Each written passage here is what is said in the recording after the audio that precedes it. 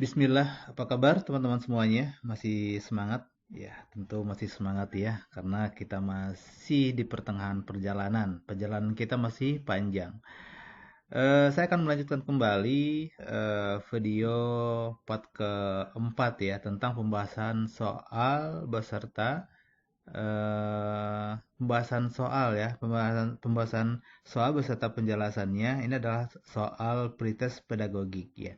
Kembali saya mengingatkan kepada teman-teman semuanya, eh, sebelum melihat video ini, alangkah lebih baiknya membaca dulu topik 7 dan topik 8 ya, dipahami dulu dengan baik karena video ini sifatnya adalah pendalaman materi atau pemantapan materi supaya kita lebih cepat nempelnya karena ini adalah langsung eh, aplikasi, langsung praktek ya bagaimana sebuah teori diterapkan kepada sebuah soal. Kadang-kadang ketika kita sudah paham materi yang ada di topik 7 dan 8, ketika diterapkan ke dalam sebuah soal, kita menjadi bingung. Oleh karena itu, kita harus banyak latihan dalam menjawab soal. Baik, teman-teman semuanya. Eh, Topik ketujuh materi kita adalah tentang karakteristik dan gaya belajar peserta didik Gen Z dan Alpha. Kita mulai dari soal pertama.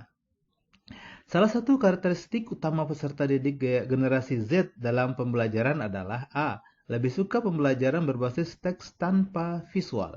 B. Cenderung menghindari teknologi dalam proses belajar. C. Lebih responsif terhadap metode pembelajaran interaktif dan digital.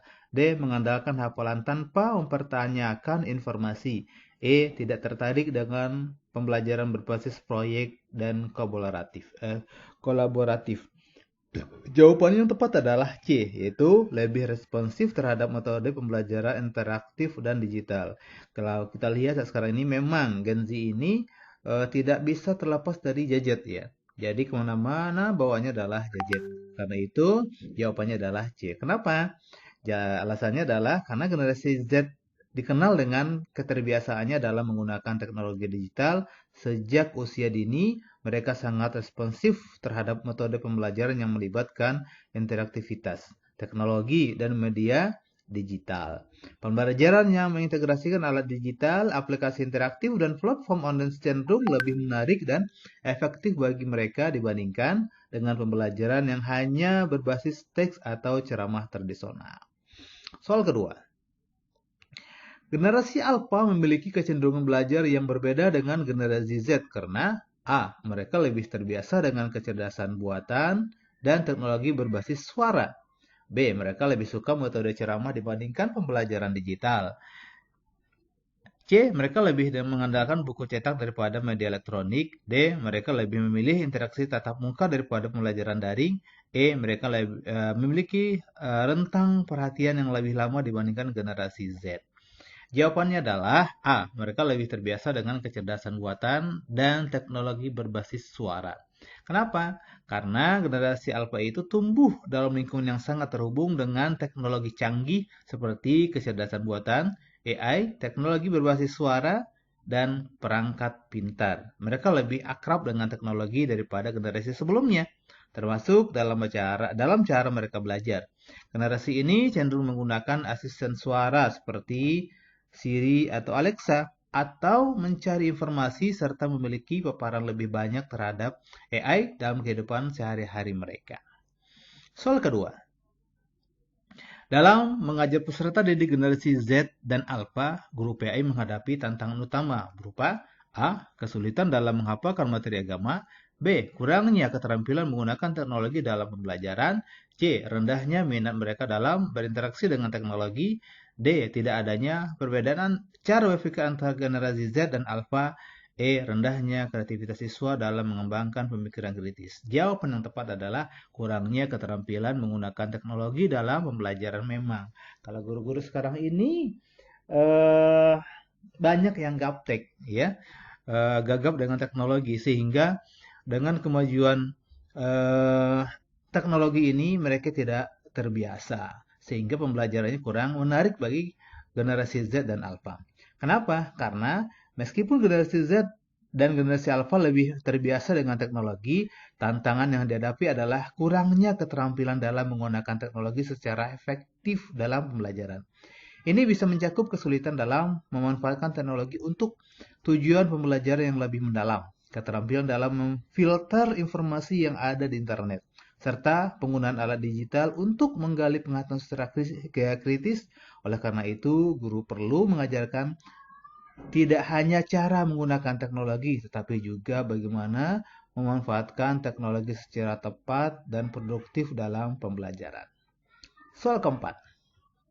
Salah satu strategi pembelajaran yang paling efektif bagi generasi Z dan Alpha adalah A. Menggunakan metode ceramah dengan teks panjang tanpa media visual. B. Memanfaatkan teknologi digital seperti video interaktif, gamifikasi, dan platform daring. C. Menekankan metode hafalan sebagai teknik utama dalam pembelajaran. D. Menghindari diskusi kelompok agar siswa tetap fokus pada materi. E. Menggunakan pendekatan satu arah tanpa memberikan kesempatan bertanya. Jawaban yang tepat adalah memanfaatkan teknologi digital seperti video interaktif, gamifikasi, dan platform daring, yaitu B. Kenapa? Karena generasi Z dan Alpha sangat terbiasa dengan teknologi digital dan interaktivitas dalam proses pembelajaran. Mereka cenderung lebih responsif terhadap penggunaan video interaktif, gamifikasi, dan platform daring yang memungkinkan mereka untuk belajar dengan cara yang lebih menarik dan menyenangkan. Metode pembelajaran seperti ini meningkatkan keterlibatan mereka, membuat pembelajaran lebih relevan dengan kebutuhan zaman, dan mendukung pengembangan keterampilan kritis serta kreatif. Soal kelima. Generasi Z dan Alpha lebih cenderung mengalami kesulitan dalam pembelajaran ketika A. Diberikan kesempatan untuk berkolaborasi dengan proyek digital. B. Menggunakan aplikasi pembelajaran yang berbasis teknologi. C. Menghadapi pembelajaran yang monoton tanpa elemen interaktif. D. Diberikan akses ke berbagai sumber belajar online. E. Menggunakan media audiovisual sebagai pendukung materi. Jawaban yang tepat adalah menghadapi pembelajaran yang monoton tanpa elemen interaktif. Atau kita bisa katakan adalah pembelajaran tradisional seperti orang-orang terdahulu, hanya berada di depan atau menggunakan sistem ceramah saja. Kenapa? Karena generasi Z dan generasi Alpha sangat terbiasa dengan lingkungan pembelajaran yang interaktif dan dinamis dan tidak hanya satu arah saja. Nah, ini tentang metode pembelajaran generasi Z dan Alpha. Kita masuk ke topik yang terakhir, itu adalah topik yang ke-8. Guru profesional era digital dan artificial intelligence, yaitu AI. Nah, soalnya cukup panjang. Silakan teman-teman baca dulu ya. Ya, sudah? Dibaca, jawaban yang tepat adalah keterbatasan akses teknologi di kalangan siswa. Kenapa? Karena meskipun teknologi dan AI memberikan banyak peluang dalam pembelajaran, tantangan utama yang sering dihadapi guru adalah kesenjangan akses teknologi di kalangan siswa. Jadi, tidak semua siswa memiliki perangkat atau koneksi internet yang memadai untuk mengakses pembelajaran digital. Jadi, tidak semua siswa ya, apalagi di daerah-daerah pedalaman ya, pelosok-pelosok di daerah 3T. Tertinggal, terluar, ya tertinggal, terluar, di 3T ya. Nomor 2 masih tentang AI. Pada perkembangan selanjutnya, AI telah menunjukkan kesempatannya. Bagaimana AI dapat membantu meningkatkan efektivitas pembelajaran bagi siswa di era digital? Bagaimana caranya? Caranya adalah dengan mempercepat proses evaluasi dan memberi umpan balik yang cepat. Jadi serba cepat. Ya, sekarang dengan adanya Google Form dikerjakan langsung keluar nilainya. Kalau dahulu kerjakan secara manual, ya hasilnya nilainya keluar beberapa hari setelah itu. Kenapa? Karena AI dalam pembelajaran terutama bermanfaat dalam hal pembelajaran yang personalisasi termasuk penilaian otomatis dan umpan balik instan. 2, langsung 2, 3. Dalam menghadapi kemajuan teknologi yang pesat, profesionalisme guru di era digital sangat penting. Guru tidak hanya harus menguasai materi aja, tapi juga mampu mengintegrasikan teknologi dan AI secara efektif dalam pembelajaran. Dengan pemahaman tentang etika penggunaan teknologi, guru dapat menjaga privasi dan keamanan data siswa. Apa yang harus dipahami oleh guru agar dapat menggunakan teknologi secara bertanggung jawab dalam pembelajaran? Yang dilakukan oleh guru adalah memahami etika penggunaan teknologi termasuk privasi data siswa. Kenapa? Karena di era digital, penggunaan teknologi dalam pembelajaran bukan hanya soal kecanggihan, tapi juga tanggung jawab etis seperti menjaga privasi dan keamanan data siswa, memahami batasan dalam penggunaan AI, dan mencegah penyalahgunaan informasi. Seorang guru profesional harus bijak dalam memilih, menggunakan, dan mengawasi teknologi agar tetap sesuai dengan nilai-nilai pendidikan dan tidak melanggar hak peserta didik. Soal keempat, sebagai bagian dari pengembangan kompetensi guru, diperlukan pelatihan berkelanjutan untuk membantu guru menguasai teknologi dan AI. Pelatihan ini tidak hanya mencakup pemahaman tentang alat dan aplikasi teknologi, tetapi juga cara mengintegrasikan AI dalam strategi pengajaran untuk meningkatkan hasil belajar siswa. Pelatihan yang berkelanjutan bagi guru bertujuan untuk mengatasi masalah utama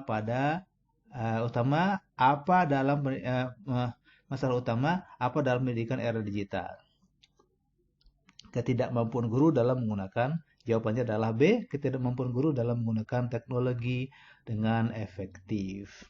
Kenapa? Karena pelatihan berkelanjutan bagi guru di era digital bertujuan utama untuk meningkatkan kompetensi teknologi, khususnya dalam penggunaan alat digital dan AI secara efektif dalam pembelajaran. Soal terakhir, seorang guru profesional di era AI harus mampu mengoptimalkan teknologi untuk meningkatkan kualitas pembelajaran. Dalam konteks ini, bagaimana peran utama AI dalam mendukung peran guru? Jawabannya adalah B, membantu guru dalam personalisasi pembelajaran sesuai dengan kebutuhan siswa. Kenapa? Karena AI tidak bertujuan untuk menggantikan guru, melainkan mendukung mereka, terutama dalam aspek personalisasi pembelajaran. Dengan kemampuan menganalisis data dan pola belajar siswa, AI dapat membantu guru menyesuaikan materi, metode, dan kecepatan belajar sesuai dengan kebutuhan masing-masing siswa. Ini memungkinkan pembelajaran yang lebih efektif, efisien, dan adaptif. Nah, ini sudah selesai pembahasan dan penjelasan soal pretest pedagogik. Mudah-mudahan bermanfaat. Selamat belajar. Terima kasih.